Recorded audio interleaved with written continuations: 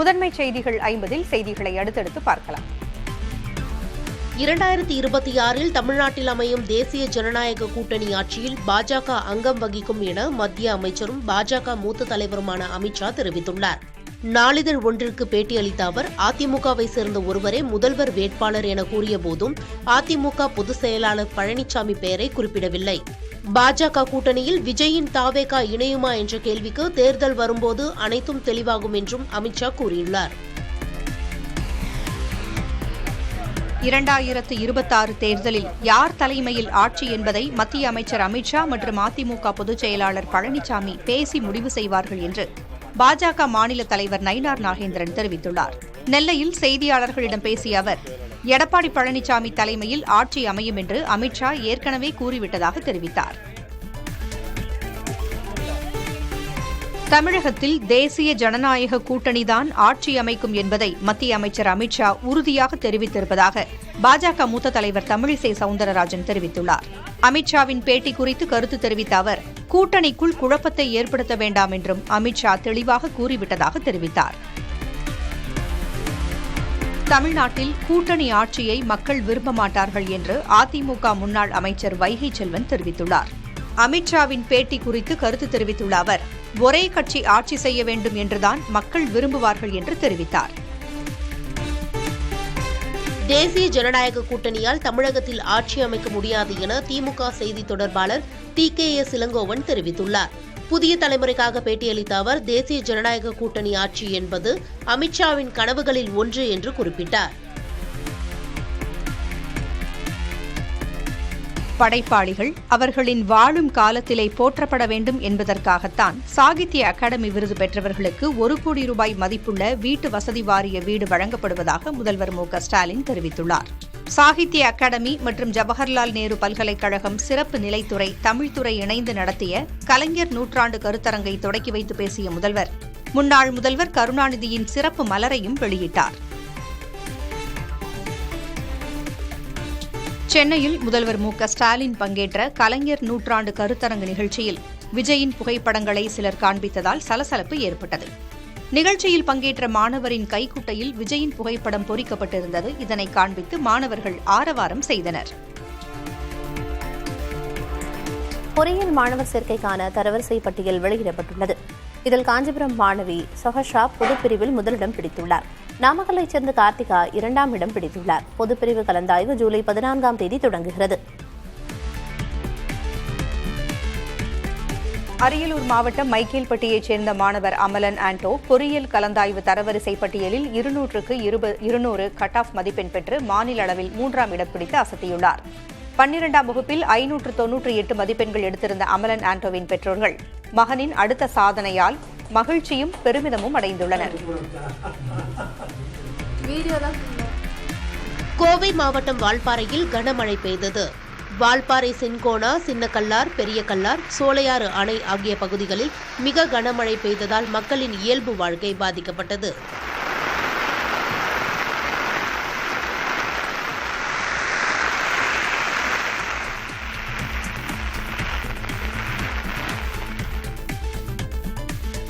தென்காசி மாவட்டத்தில் உள்ள குற்றாலம் அருவிகளில் குளிக்க அனுமதி அளிக்கப்பட்டுள்ளது. மேற்கு தொடர்ச்சி மலைப்பகுதிகளில் பெய்த மழை காரணமாக அருவிகளில் குளிக்க தடை விதிக்கப்பட்டிருந்தது. தற்போது மழை குறைந்து நீர்வரத்து சீரானதால் சுற்றுலா பயணிகள் குளிப்பதற்கு அனுமதி அளிக்கப்பட்டுள்ளது. நெல்லை மாவட்டம் மணிமுத்தாறு அருவியில் நீர்வரத்து சீராகியுள்ளதால் பொதுமக்கள் மற்றும் சுற்றுலா பயணிகள் குளிக்க மீண்டும் அனுமதி வழங்கப்பட்டுள்ளது. மேற்கு தொடர்ச்சி மலைப்பகுதிகளில் பெய்த கனமழை காரணமாக பாதுகாப்பு கருதி வியாழக்கிழமை குளிக்க தடை விதிக்கப்பட்டிருந்தது.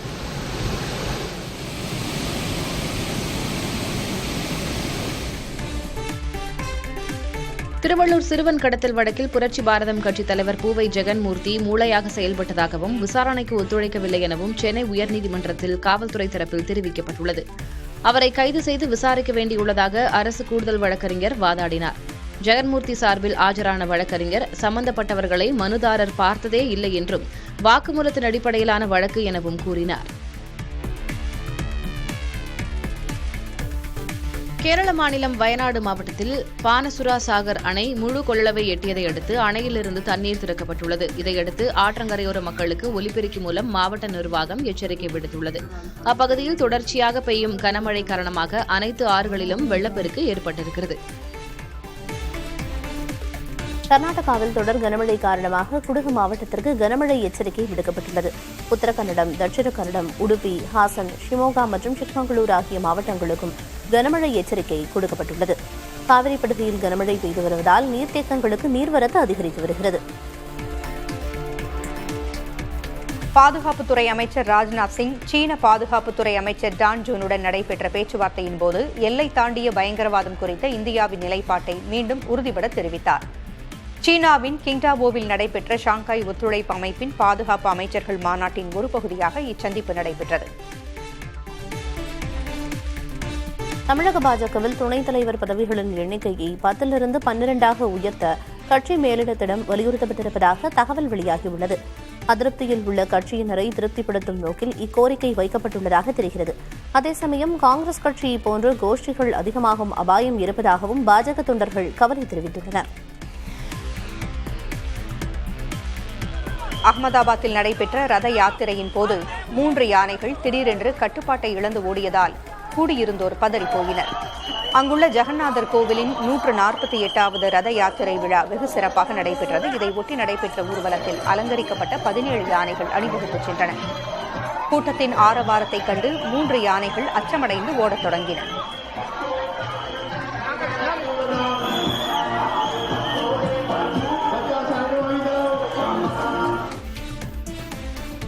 தமிழக வெற்றிக் கழகத்தின் மாநில செயற்குழு கூட்டம் அக்கட்சியின் தலைவர் விஜய் தலைமையில் வரும் 4ஆம் தேதி நடைபெறும் என்று அறிவிக்கப்பட்டுள்ளது.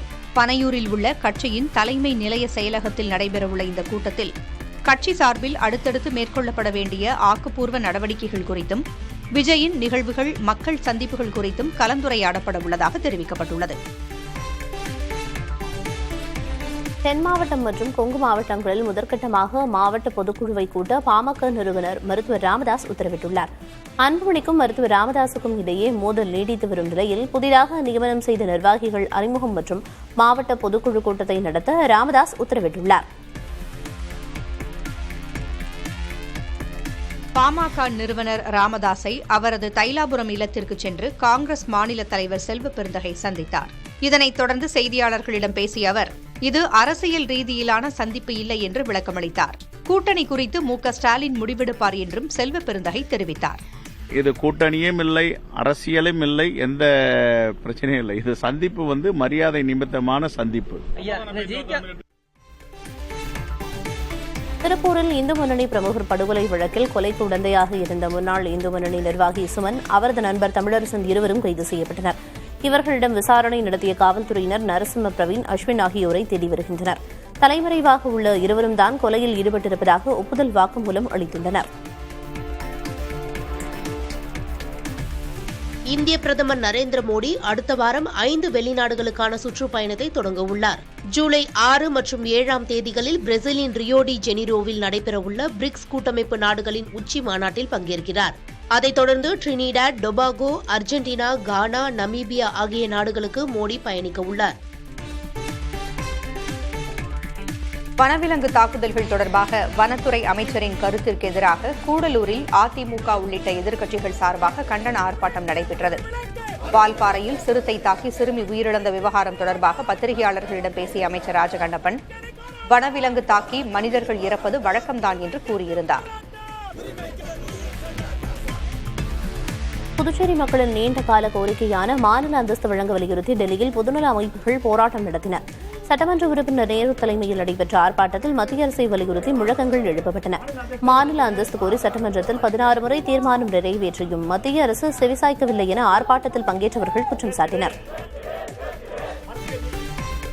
விழுப்புரம் மாவட்டம் மரக்காணத்தில் சாலை விபத்தில் இளைஞர் சிக்கிய நிலையில் அதன் காட்சிகள் வெளியாகியுள்ளன. சாலையில் நிலை தடுமாறி கீழே விழுந்த இளைஞர் நூல் இழையில் உயிர் தப்பினார். சேலம் மாநகராட்சி கூட்டத்தில் அதிமுக கவுன்சிலர்கள் வெளிநடப்பு செய்தனர்.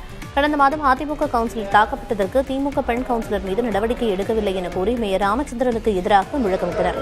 மேயர் ராஜினாமா செய்ய வேண்டும் என்றும் எதிர்க்கட்சியினருக்கு பாதுகாப்பு இல்லை என்றும் வலியுறுத்தினர். தேனி மாவட்டம் சின்னமனூரில் பணம் கொடுக்கல் வாங்கல் தகராறில் திமுக பிரமுகர் கத்தியால் குத்திக் கொல்லப்பட்டார். மார்கையன்கோட்டை பேருந்து நிலையத்தில் நடந்த இச்சம்பவத்தில் 3 பேர் சேர்ந்து திமுக பிரமுகர் பிரபுவை கத்தியால் குத்தியதாக தெரிகிறது. படுகாயமடைந்த பிரபு மருத்துவமனையில் சிகிச்சை பலனின்றி உயிரிழந்தார். மூவரையும் சின்னமனூர் காவல்துறையினர் கைது செய்து விசாரித்து வருகின்றனர். கோவையில் உள்ள தனியார் மருத்துவமனையில் மருத்துவ மாணவர் ஒருவருக்கு மத பாகுபாடு காட்டப்பட்டதாக ஜம்மு காஷ்மீர் மாணவர்கள் சங்கம் முதலமைச்சருக்கு புகார் மனு அனுப்பியுள்ளது. மருத்துவமனை விதிகள் என கூறி தாடியை எடுக்க வற்புறுத்தியதாக மாணவர் குற்றம் சாட்டியுள்ளார். ஆனால் மருத்துவமனை நிர்வாகம் இதை மறுத்துள்ளது. முகூர்த்த நாட்கள் மற்றும் கோவில் திருவிழாக்கள் இல்லாததால் திண்டுக்கல் மார்க்கெட்டில் பூக்களின் விலை கடும் வீழ்ச்சியை சந்தித்துள்ளது. சம்மங்கி 1 கிலோ 30 ரூபாய்க்கும், செண்டுமல்லி 25 ரூபாய்க்கும், முல்லைப்பூ 150 ரூபாய்க்கும் விற்கப்படுகிறது. பூக்களின் வரத்து அதிகரித்திருக்கும் நிலையில் வியாபாரிகள் வருகை குறைந்திருப்பதால் விவசாயிகள் பெரும் இழப்பை சந்தித்துள்ளனர். திருச்செந்தூர் முருகன் கோயிலுக்கு வரும் பக்தர்களுக்காக மீண்டும் செல்ஃபி பாயிண்ட் திறக்கப்பட்டுள்ளது. பெருந்திட்ட வளாக பணிகள் நடந்து வரும் நிலையில் செல்ஃபி பாயிண்ட் கடந்த 2 ஆண்டுகளாக அகற்றப்பட்டிருந்தது. வரும் 7ஆம் தேதி கோயிலில் குடமுழுக்கு நடைபெறவுள்ள நிலையில் கருணை கடலே கந்தா போற்றி என்ற வாசகம் இருந்த இடம் புதுப்பிக்கப்பட்டு மீண்டும் செல்ஃபி பாயிண்ட் திறக்கப்பட்டுள்ளது. தேனி மாவட்டம் ஆண்டிப்பட்டி சுற்றுவட்டார பகுதிகளில் இந்த ஆண்டு கல்லாரக மாம்பழங்களுக்கு உரிய விலை கிடைக்காமல் விவசாயிகள் கடும் இழப்பை எதிர்கொண்டுள்ளனர். 1 கிலோ மாம்பழத்தை வெறும் 2 ரூபாய்க்கு மட்டுமே கொள்முதல் விலைக்கு கேட்பதால் பறிப்பதற்கான கூலி கூட கிடைக்காது என விவசாயிகள் தெரிவித்தனர்.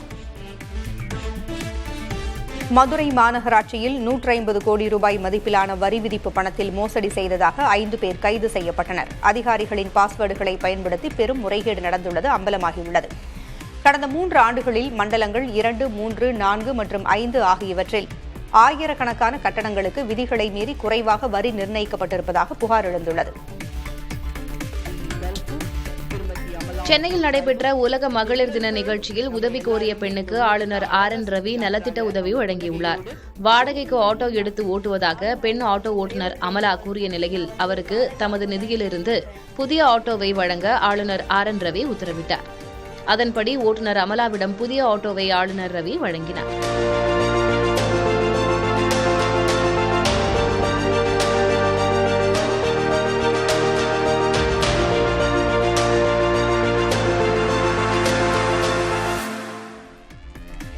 சென்னை விமான நிலையத்தில் சர்வதேச விமான பயணிகளுக்கு இலவச வைஃபை வசதி அறிமுகம் செய்யப்பட்டுள்ளது. புதன்கிழமை முதல் சென்னை விமான நிலையத்தில் சர்வதேச விமானங்களுக்கான T2 முனையத்தில் இலவச வைஃபை வசதி ஏற்படுத்தப்பட்டிருப்பதாக விமான நிலைய அதிகாரிகள் தெரிவித்துள்ளனர். பயணிகள் இந்த வசதியை பயன்படுத்த உதவுவதற்கு 2 ஊழியர்கள் நியமனம் செய்யப்பட்டிருப்பதாகவும் அவர்கள் தெரிவித்துள்ளனர். சட்ட புத்தகத்தை அரசியல் உத்தியாக பயன்படுத்துவதா என்று ராகுல் காந்தியை மறைமுகமாக வெளியுறவுத்துறை அமைச்சர் ஜெய்சங்கர் விமர்சித்துள்ளார். சட்ட புத்தகத்தை கையில் எடுத்தால் அரசியல் வீரன் ஆகிவிட முடியாது என்றும் அது மனதில் ஊறும்போதுதான் நம்பிக்கையை கொடுக்கும் என்றும் ஜெய்சங்கர் கூறியுள்ளார். உக்ரைனுடனான போரில் ரஷ்யாவுக்கு கூடுதல் படைகளை வடகொரியா வழங்கவிருப்பதாக தென்கொரியா எச்சரித்துள்ளது. வடகொரியாவிடமிருந்து கூடுதல் படைகள் மற்றும் ஆயுதங்களையும் இறக்கி ஜூலை அல்லது ஆகஸ்ட் மாதத்துக்குள் உக்ரைன் மீது ரஷ்யா தாக்குதல் நடத்த வாய்ப்புகள் இருப்பதாக தென்கொரிய ஊடகங்கள் செய்தி வெளியிட்டுள்ளன. இந்தியாவுடன் விரைவில் ஒரு மிகப்பெரிய வர்த்தக ஒப்பந்தம் ஏற்படும் எனவும் சீனாவுடனான ஒப்பந்தம் நம்ப முடியாத விஷயம் என்றும் அமெரிக்க அதிபர் டிரம்ப் அறிவித்துள்ளார். சீனாவுடன் வர்த்தக ஒப்பந்தத்தில் கையெழுத்திட்டதாகவும் சிறந்த ஒப்பந்தங்கள் வரவிருப்பதாகவும் டிரம்ப் கூறினார். அமெரிக்கா எல்லா நாடுகளுடனும் ஒப்பந்தங்களை செய்யப்போவதில்லை என்றும் ஆனால் சில நாடுகளுடன் ஒப்பந்தங்களை செய்து கொள்கிறோம் என்றும் டிரம்ப் தெரிவித்தார். வாய்ப்பு கிடைத்திருந்தால் ஈரான் அதி-உயர் தலைவர் அயதுல்லா அலி காமேனியை கொன்றிருப்போம் என இஸ்ரேல் பாதுகாப்புத்துறை அமைச்சர் இஸ்ரேல் கட்ஸ் தெரிவித்துள்ளார். 12 நாட்கள் நடைபெற்ற போரில் இஸ்ரேல் தாக்குதல் நடத்திய எந்த பகுதியிலும் காமேனி இல்லாமல் போய்விட்டதாக அவர் தெரிவித்துள்ளார். காஞ்சிபுரம் பரந்தூரில் அமையவுள்ள விமான நிலையத்தை ஒட்டி அங்கு புதிய ரயில் நிலையம் அமைக்கும் திட்டம் பரிசீலனையில் உள்ளதாக ரயில்வே இணையமைச்சர் சோமண்ணா தெரிவித்துள்ளார். காஞ்சிபுரத்தில் ஆய்வு மேற்கொண்ட பின்னர் அவர் ரயில் கட்டணங்கள் படிப்படியாக உயர்த்தப்படும் என்றும் குறிப்பிட்டார். ஒடிசாவில் உலக புகழ்பெற்ற புரி ஜெகநாதர் கோயில் ரத யாத்திரை விழா கோலாகலமாக தொடங்கி நடைபெறுகிறது. 9 நாட்கள் நடைபெறும் இந்த திருவிழாவை காண ஸ்ரீ கண்டிச்சா கோயிலுக்கு உலகம் முழுவதிலும் இருந்து பக்தர்கள் புரியில் குவிந்து வருகின்றனர்.